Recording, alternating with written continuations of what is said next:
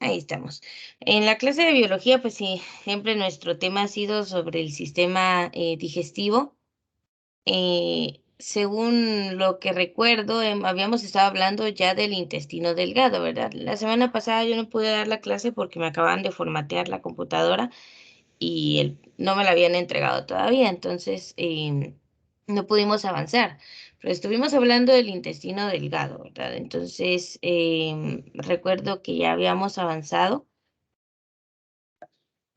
al menos esta parte con las tres, la anatomía del intestino delgado, ¿verdad? Hablando del inicio, que es el duodeno, la parte media y que es un poquito más grande, que es el yeyuno, y la parte final, que es el ilion, que se va a conectar al intestino grueso. Entonces, recuerdo que habíamos hablado de estos porcentajes, entonces vamos a ir avanzando.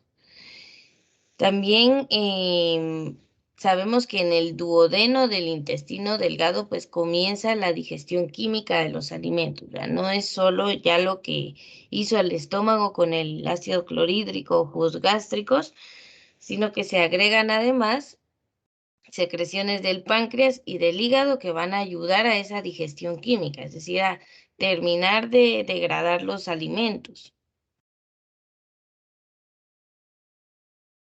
Entonces, bueno, yo recuerdo que habíamos llegado hasta esta parte, entonces ahorita nos toca hablar del intestino grueso. A ver, pregunto, ¿ya habíamos hablado sobre esto?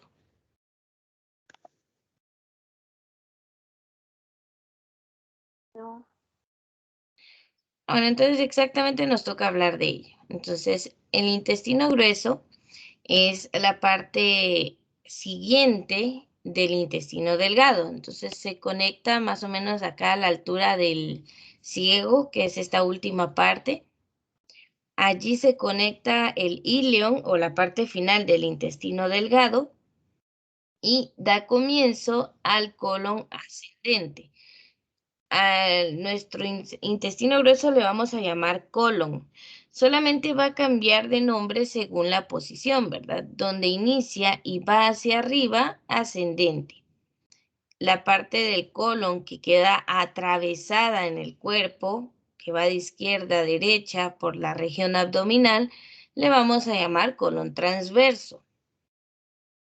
Y a la parte que baja, colon descendente. Luego hay una curvatura que lleva esta región del colon de la derecha, o veamos, permítame, sería la izquierda de nuestro cuerpo, y esta curva que tiene, pues ayuda a que se dirija hacia el centro. Eso le vamos a llamar colon sigmoide. Al finalizar el colon sigmoide, inicia el trayecto de más o menos 20 centímetros llamado recto y pues finalmente culmina con el esfínter llamado ano, ¿verdad? Que es el que retiene o libera pues el contenido del intestino grueso o de nuestro colon. Entonces tiene un diámetro mucho mayor que el intestino delgado, ¿verdad? Por ello el nombre, ¿verdad? Delgado y grueso. Lo vieron realmente solo por grosor.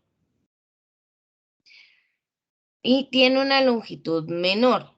Se recuerdan que el intestino delgado es de casi 6 a 7 metros de largo, ¿verdad? En cambio, el intestino grueso es de apenas 1,5 metros.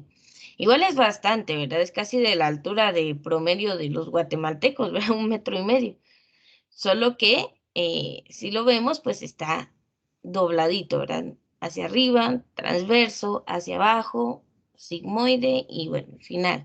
Entonces es 1,5 metros de longitud y se extiende desde la válvula iliocecal, que es la válvula que se encuentra acá, que abre el intestino delgado para que el contenido pase al intestino grueso y se cierra. Creo que se observaba mejor en la diapositiva anterior. Acá.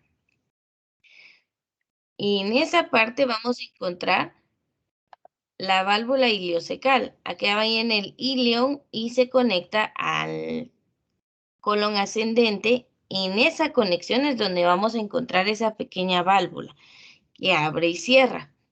¿Se recuerdan que nuestro tubo digestivo, pues, es como una cañería de tubos con varias llaves de paso que les vamos a llamar válvulas o esfínteres.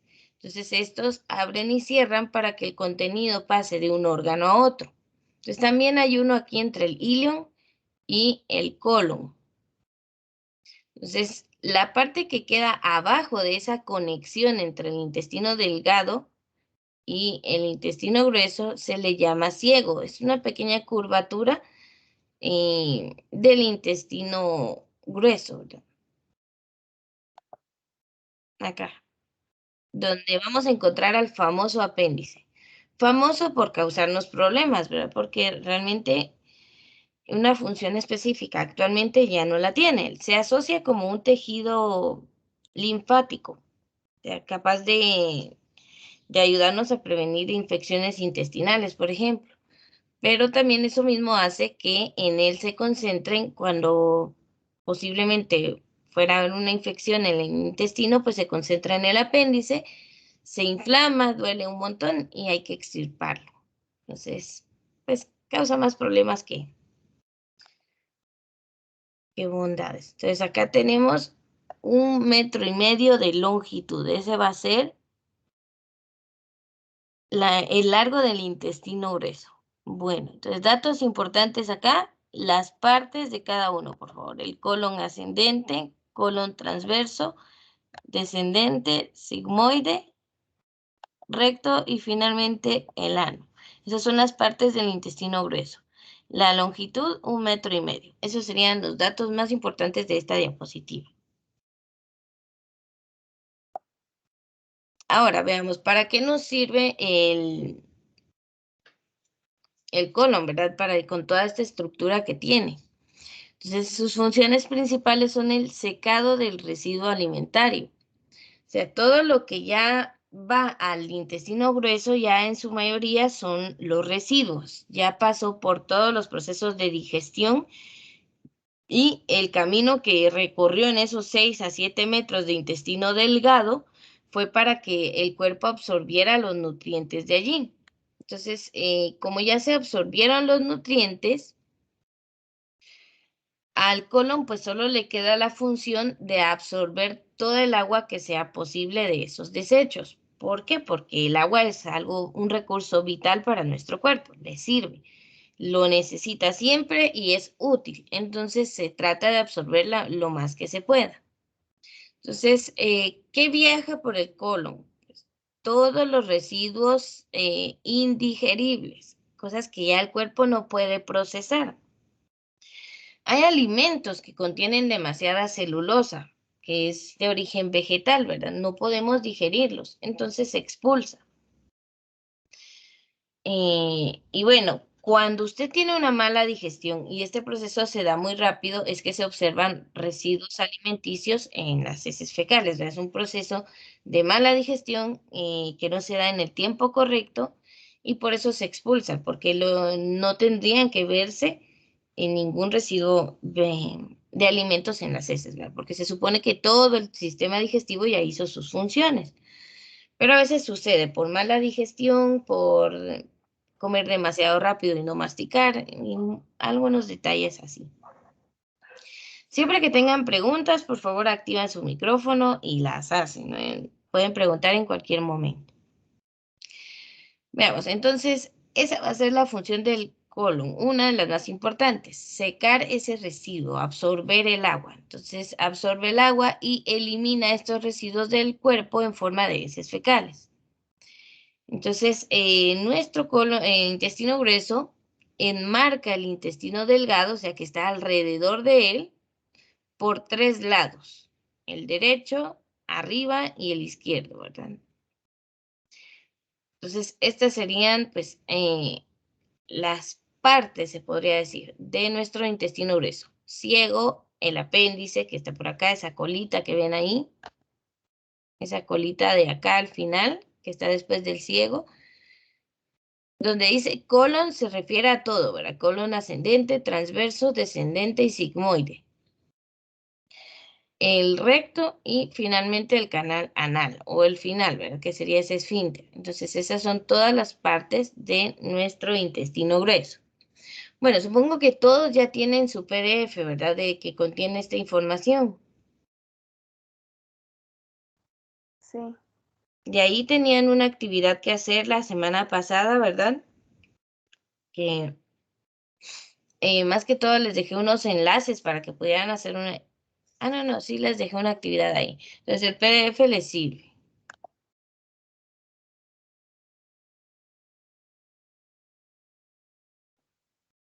Muy bien, veamos entonces, para ir terminando con el colon o en nuestro intestino grueso. Entonces tenemos acá la descripción del recorrido que hace cada parte del colon, ¿verdad? Entonces, por favor, vamos pues tomando nota de lo más importante. Veamos, el colon ascendente recorre hacia arriba la parte derecha de la cavidad abdominal y realiza un giro, que es la flexura derecha o hepática. Le llaman hepática no porque tenga algo que ver con el hígado, sino que nada más está pues en esa región, abajo del hígado. Es la flexura derecha del colon o flexura hepática del colon. Este giro que hace nuestro colon ascendente es para poder cruzar la cavidad abdominal como el colon transverso. Entonces, el colon ascendente sabemos que va hacia arriba. Pero mejor no le señalo. No me queda muy bien eso. Acá está. Entonces, el colon ascendente va hacia arriba en la parte derecha. El colon transverso cruza toda la cavidad abdominal. Permítame un segundito.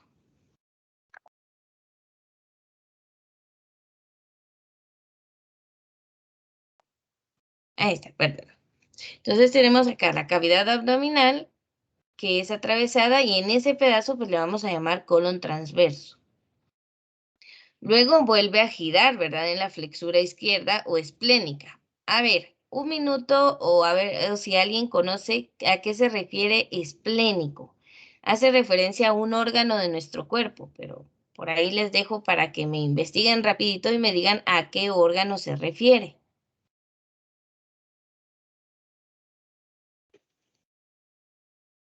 Coloquen ahí en Google, ¿verdad? ¿A qué se refiere con esplénico?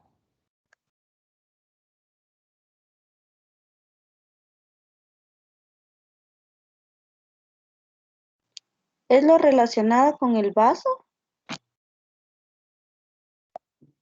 ¿Seguros? ¿Alguien más lo investigó? Sí, relacionado con el vaso. Muy bien. No es un órgano muy conocido o al que le prestemos mucha atención, ¿verdad? El vaso tiene más relación con el sistema cardiovascular. ¿Por qué? Porque en él van a degradarse por ejemplo, los eritrocitos viejitos, ¿verdad? Que solo duran 120 días en nuestro cuerpo. Después de 120 días van al vaso donde se destruyen y este es como una central de reciclaje, ¿verdad? Porque absorbe todos los componentes de los eritrocitos que van a servirle al cuerpo para formar nuevos. También allí se maduran los linfocitos B, que por eso su nombre, ¿verdad? B de vaso, porque no se escribe con V, se escribe con B ustedes, y con Z. Entonces, el otro tipo de linfocitos, que son los linfocitos T, se maduran en el timo, que es otra glándula. Entonces, el vaso se encuentra en la parte izquierda de nuestro cuerpo. No es muy conocido, pero por estar allí cerca de ese órgano, esa flexura izquierda, se le llama también esplénica. Hepática, la flexura derecha, porque está abajo del hígado. Esplénica, la flexura o ese doblez del lado izquierdo, porque está abajo del vaso. Muy bien a los que investigaron. Entonces, el colon transverso gira del lado izquierdo y se le llama flexura izquierda o esplénica del colon. Y continúa hacia abajo del lado izquierdo. Como es del lado izquierdo y va hacia abajo, pues se le llama colon descendente. Entonces, el colon descendente lo único que va a hacer es descender, va hacia abajo. ¿De qué lado? ¿Derecho o izquierdo? Pues del izquierdo, por la región abajo del vaso, en la región esplénica. Luego entra la pelvis, que es ya nuestra región como de la cadera. Allí se convierte en colon sigmoide. El nombre sigmoide viene porque tiene una forma de S.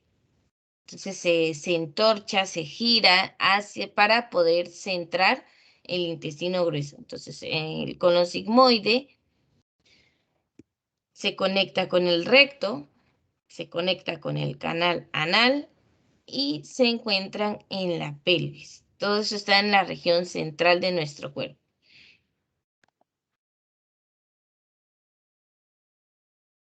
El canal anal termina en el ano, finalmente, el cual está abierto al exterior, que es la apertura final de nuestro tubo digestivo. Es, se podría decir que es la salida del todo este sistema.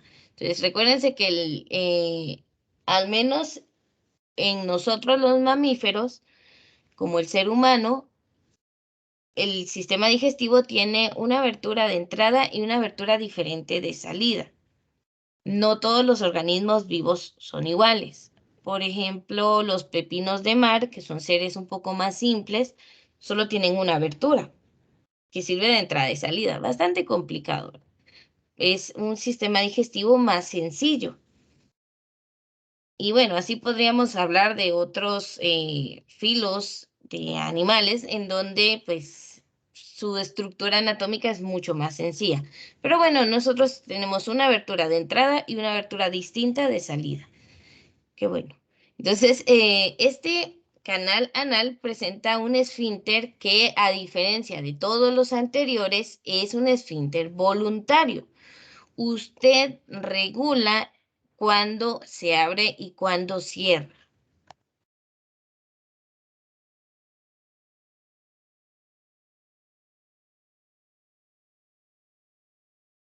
Entonces, esto es voluntario, ¿verdad? Por eso es que a veces cuando ya el cuerpo nos dio las señales de que necesitamos ir a evacuar, y no podemos hacerlo por alguna situación, ¿verdad? Todavía tenemos varias como mecanismos, ¿verdad? De darnos unos minutos más. Hay un esfínter que podemos pues mantener cerrado hasta que el momento sea el adecuado y estemos en un sanitario, ¿verdad? Entonces, bueno, este esfínter es la última válvula del sistema digestivo y ya da lugar hacia el exterior. Entonces está compuesto por músculo esquelético. Recordemos que el músculo esquelético sí lo movemos a voluntad. Es el mismo tipo de músculo que encontramos en brazos, en piernas, y por ello tenemos un control sobre él. Decidimos cuándo se mueve y cuándo no. Pero no es el único esfínter. El canal anal, que es una región bastante pequeña, pero que tiene dos esfínteres. El externo, que es voluntario, o sea, usted decide cuándo abre y cuándo cierra, y un esfínter interno, que es involuntario. O sea, ahí no podemos hacer nada. Cuando las heces fecales se almacenan en el recto, y pasan ya al canal anal, es este esfínter interno el que se mueve de manera involuntaria, usted no lo controla. El único que podemos controlar es el externo. Entonces, ¿por qué no podemos controlar ese esfínter interno? Porque está hecho de músculo liso. Este tipo de músculo también se le llama visceral y es el de los que no podemos controlar. A ver, recuérdenme, ¿cómo se llaman todos los movimientos que se realizan dentro del sistema digestivo?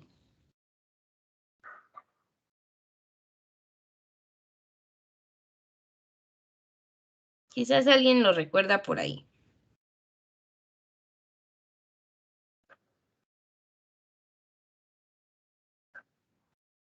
Estoy preguntando por los movimientos del sistema digestivo, los que realizan los intestinos, el estómago, el esófago.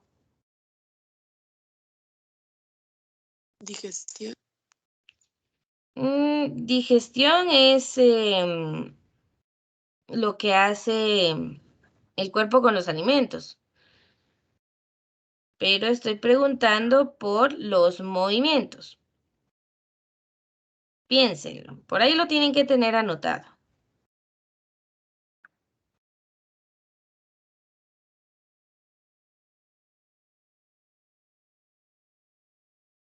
A ver quién lo encuentra primero.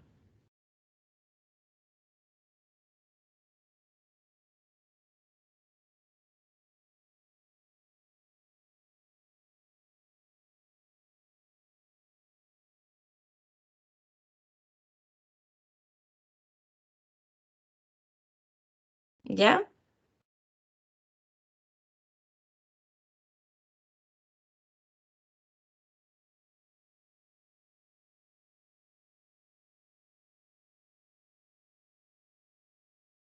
A ver, se los recuerdo, inicia con P. Peristalsis. Ah, ahí va. Muy bien, Damaris. Peristalsis. Esos movimientos empujan todo por el sistema digestivo. Desde que tragamos, ya el esófago está moviéndose por peristalsis. Llegan al estómago y bueno, ahí se dan unos cuantos movimientos más. Y también se da la peristalsis. Eso empuja los alimentos hacia el píloro para que bajen al duodeno, o sea, ya inician en el sistema, en el intestino delgado, los empuja a través de este, ¿verdad? Para que lleguen al, ¿cómo se llama esto?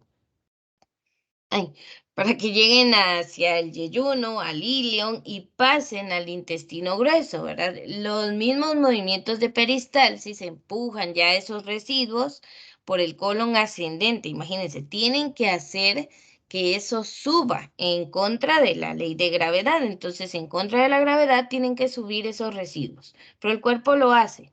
¿Por qué? Por la peristalsis. Esos movimientos ayudan a empujar todo. Luego atraviesa el cuerpo en el colon transverso, los hace descender en el colon descendente, los hace avanzar por el colon sigmoide hasta el recto y esos mismos movimientos peristálticos hacen que las heces fecales bajen del recto hacia el canal anal. Y ahí es donde ya, pues, si es el momento adecuado, el esfínter externo pues funciona. Si no, pues ahí es donde se puede retener un poco en lo que uno encuentra la condición adecuada, ¿verdad? Entonces, allí termina pues el recorrido de lo que fueron nuestros alimentos por todo el sistema digestivo. Entonces, allí terminamos prácticamente con todas las estructuras del tubo digestivo, completas.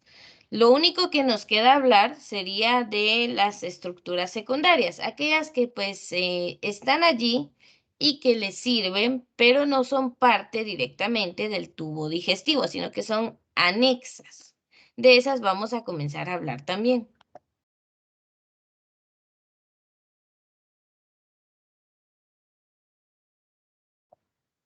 Veamos acá. Las primeras estructuras anexas de las que vamos a hablar o estructuras secundarias van a ser los dientes. Bueno, entonces prácticamente yo creo que toda su vida, desde que los tiene, los ha utilizado y sabe para qué sirven. A ver, alguien que nos quiera explicar la función de los dientes. Para triturar los alimentos. Muy bien, triturar los alimentos, ¿verdad? Imagínense, si no tuviéramos dientes, tendríamos que alimentarnos únicamente de, pues, cosas blandas que pudieran ser, pues, solamente tragadas. Entonces, o tendríamos que tener un sistema de digestión mucho más poderoso que pudiera digerir alimentos completos, ¿verdad? Por ejemplo, las serpientes no tienen dientes y se tragan enteras a sus presas, ¿verdad? Pero imagínense ustedes tragándose al pollo entero y que su estómago lo dijera así. No, nuestro sistema digestivo no es tan poderoso. Entonces los dientes tienen una función importante, ¿verdad? No me tengo que tragar el pedazo entero de alimento, sino que lo mastico, lo muelo, lo macero hasta que ya es una masa más fácil de tragar y por supuesto que más fácil de digerir. Entonces, vaya que no tenemos esa forma de alimentación, ¿verdad? Como las serpientes, que es atragantarse la presa completa. Entonces los dientes tienen esa función, ayudan al sistema digestivo porque ya los alimentos no van completos, ya van pues al menos comenzados a degradarse, ya van masticados, ya van en un bolo alimenticio más fácil de digerir que los trozos completos, siempre y cuando usted mastique bien, ¿verdad? Entonces, la función que desempeñan los dientes es en el procesamiento de los alimentos. Necesita una breve introducción, de lo que vamos a hablar. Nosotros masticamos abriendo y cerrando la mandíbula. A ver, pregunta técnica. ¿Qué mandíbula puede mover usted? ¿La inferior o la superior? O sea, el maxilar inferior o el maxilar superior. ¿Cuál de los dos mueve? Haga la prueba. ¿Sí, Jonathan? El inferior. El inferior. Muy bien. El inferior es el único hueso del rostro que podemos mover. Y ahí no movemos ningún otro hueso. Estoy diciendo hueso. Entonces, obviamente músculos sí, ¿verdad? Por eso tenemos tantas expresiones faciales. Pero el único hueso que tiene movilidad en el cráneo es el maxilar inferior. O sea, cuando usted habla es el hueso este de abajo, la mandíbula, el que abre y cierra, el que se mueve como loco todo el día cuando está ahí contando el chisme con la vecina o algo, es el maxilar inferior el que va de moverse. Y el resto de huesos del cráneo no se mueven. Entonces, para masticar tenemos que mover a los dientes, que ellos por sí solos no se van a mover. Es el maxilar inferior el que abre y cierra para masticar. Entonces, movemos también de un lado a otro mientras utilizamos la lengua continuamente para mover el alimento entre los dientes. Entonces, la lengua es como la acomodadora. Acomoda el alimento para masticarlo. A veces no calculamos bien y podemos mordernos la lengua, o si estamos algo cachetoncitos, pues nos mordemos el interior de la mejilla también. Entonces los dientes mastican pues lo que llegue a ellos. Si llegó a la lengua, la muerden, ¿verdad? Si llega a la mejilla, pues la muerden. Porque ellos no distinguen, ¿verdad? Quien coloca los alimentos para ser masticados es la lengua. Aunque a veces también hasta ella se va a masticar. Entonces, en este proceso, los dientes desgarran y machacan los alimentos, de modo que los descomponen en fragmentos más pequeños, fragmentos fáciles de digerir para nuestro cuerpo. Es importante que mastiquemos adecuadamente. Yo leí una teoría que decía que para masticar bien y que se dé la digestión de mejor manera, era al menos 30 veces cada bocado, pero creo que terminaríamos con dolor de mandíbula después de cada tiempo de comida.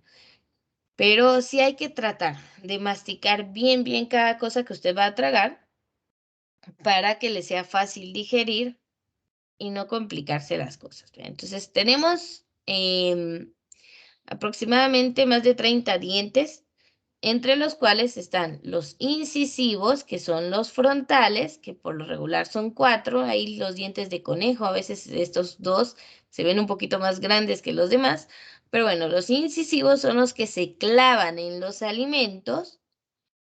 Los caninos, que están laterales a los incisivos, ayudan a desgarrar los fragmentos. Los premolares y los molares, que nos sirven para triturar. Por eso son planos y grandes, ¿verdad? Ayudan para masticar. Entonces, con los incisivos y los caninos desgarramos los trozos de alimento, y con los premolares y molares los masticamos, los machacamos para que sean fáciles de tragar. Esas serían entonces pues las funciones de los dientes.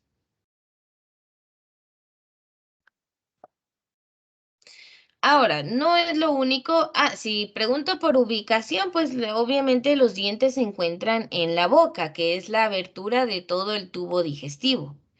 En la boca también vamos a encontrar las glándulas salivares.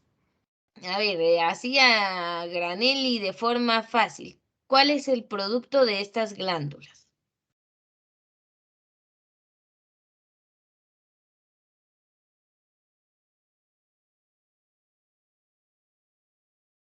¿Qué es lo que crean las glándulas salivares?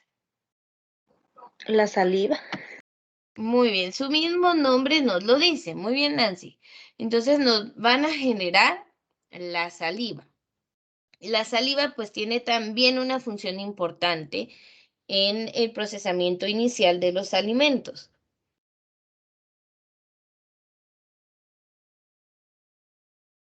Los dientes los van a machacar, pero la saliva los va a humedecer para que no sea aquella cosa como que lija bajando por el esófago, no, sino que vayan húmedos y se deslicen fácilmente. Pero además de ello, contienen algunas enzimas que ya pues ayudan a digerir de forma química los alimentos desde la boca. Entonces la digestión comienza desde allí. Entonces tenemos 3 pares de glándulas salivares que vacían sus secreciones en la boca. Las grandes glándulas parótidas se encuentran en la parte anterior de las orejas, o sea, por acá adelante de las orejas, por ahí en los cachetes. Las glándulas submandibulares o submaxilares y las pequeñas glándulas sublinguales vacían sus secreciones en el suelo de la boca a través de diminutos conductos.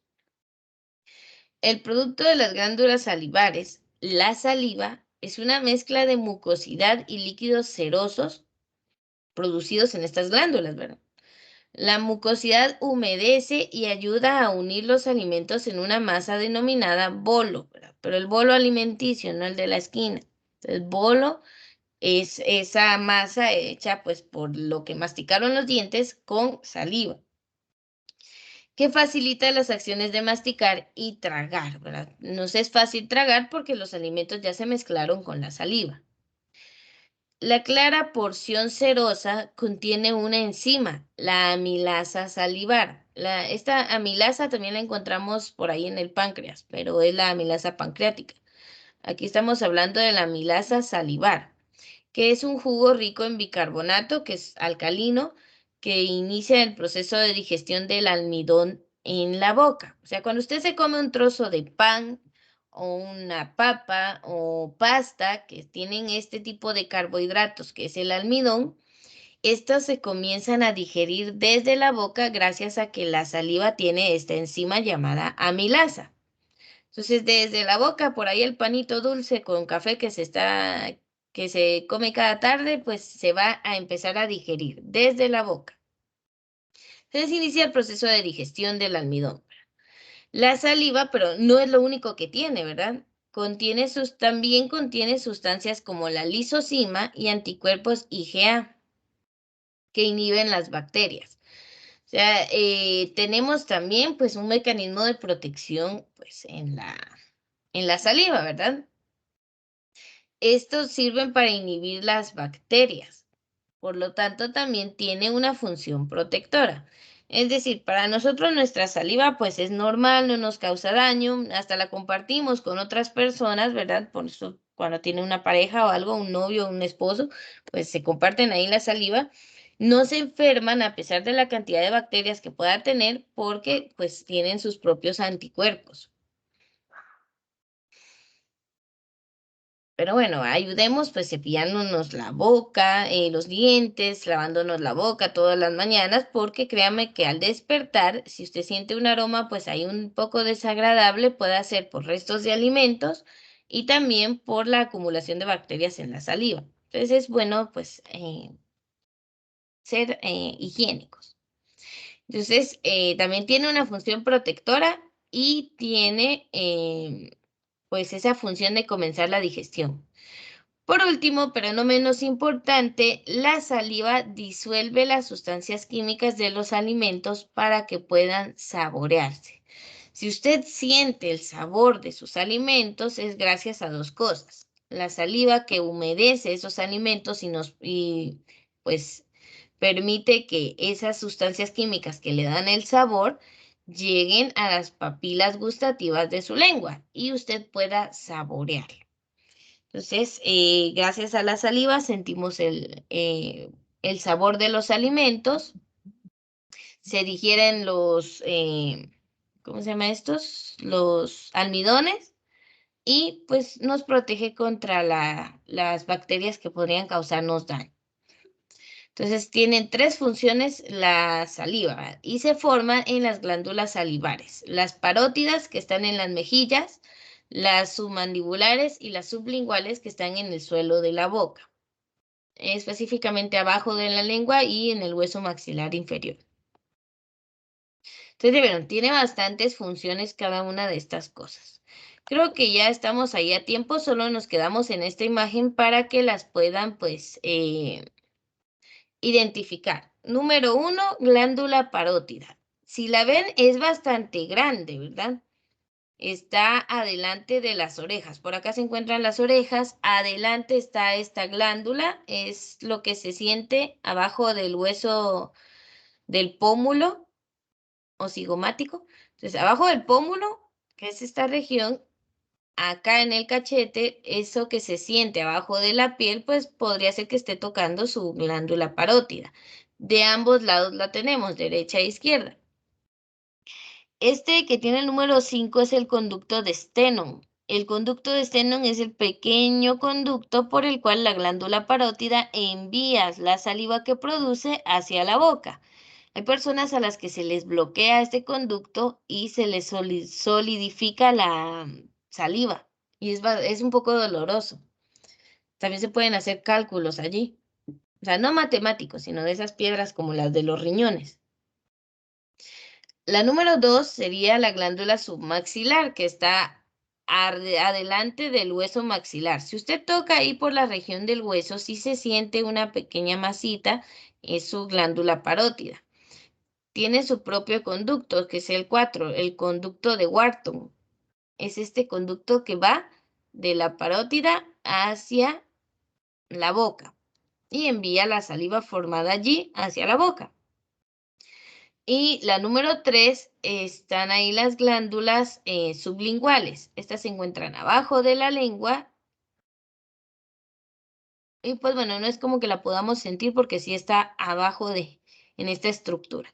Estas serían la posición y los tipos de glándulas salivares que tenemos. ¿Alguna pregunta hasta el momento?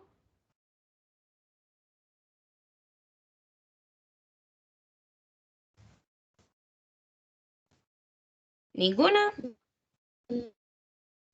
Todo bien.